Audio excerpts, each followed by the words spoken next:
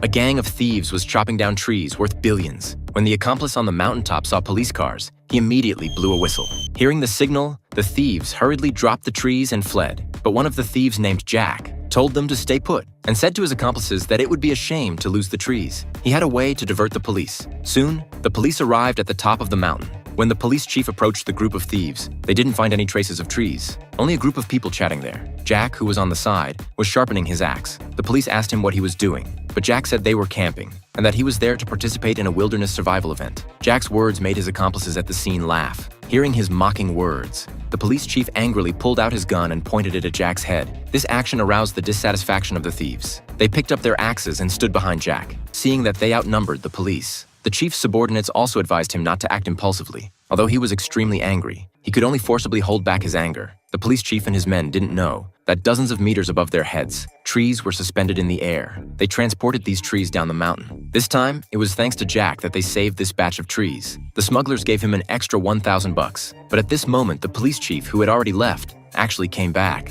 He told the thieves and smugglers opposite to surrender immediately. No one on the scene dared to move, but Jack was also very bold. He picked up a stone and threw it at the police chief. With Jack taking the lead, the rest of the people also started throwing stones at the police, until the police chief fired a shot. The thieves hurriedly fled. While fleeing, Jack loaded the last tree onto a truck, tightened it, got in the truck, and started the engine, all in one smooth motion. The truck carrying several tons of trees sped away. The police chief followed closely behind. When the police car caught up with Jack, they only found Jack standing alone in the middle of the road. The truck with the trees had already disappeared. Jack was very arrogant. Without waiting for the police to arrest him, he obediently got into the police car on his own.